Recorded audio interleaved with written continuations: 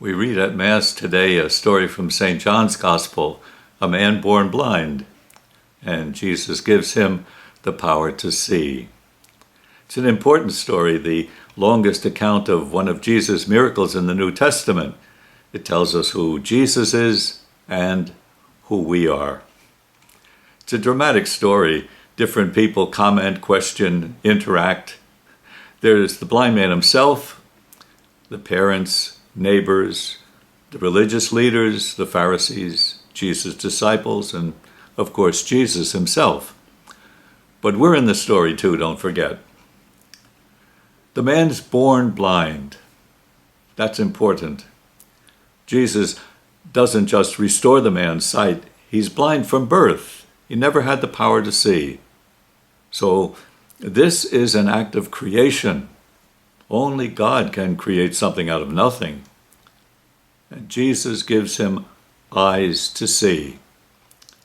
St. John's Gospel always reminds us that Jesus is God, God's Son.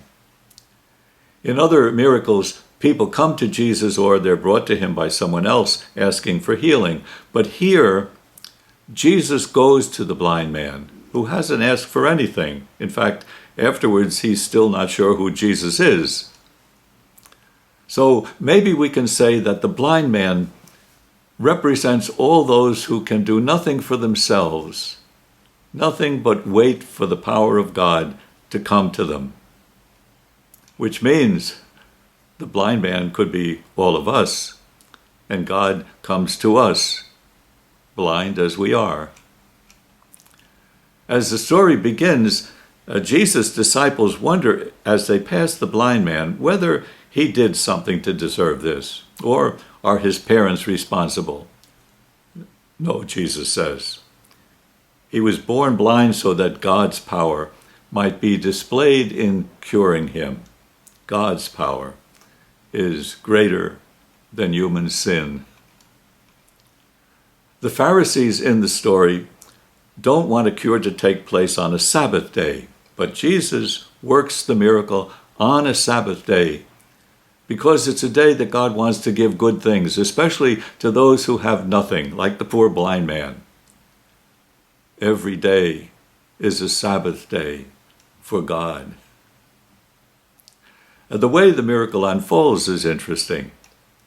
The man has his blindness, and Jesus takes some clay, and he spits on it, and he rubs it in the blind man's eyes.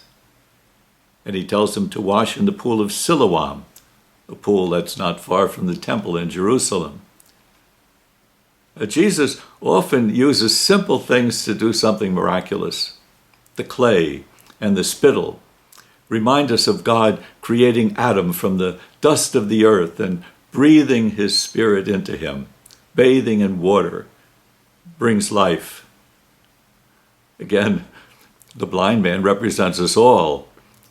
He's the human family that's lost its power to see. He's the human family that God seeks out to give it back its sight. As we listen to the Pharisees and the man's parents and the neighbors arguing about what's happened, we hear human beings everywhere trying to figure out what God is all about. Some believe, some don't. The final meeting of Jesus with the man is one we all hope to have. Do you believe in the Son of Man? Jesus says to him. He answers and says, who is he, Lord, that I may believe in him? And Jesus says to him, you've seen him. The one speaking with you is he. He says, I do believe, Lord. And he worships him.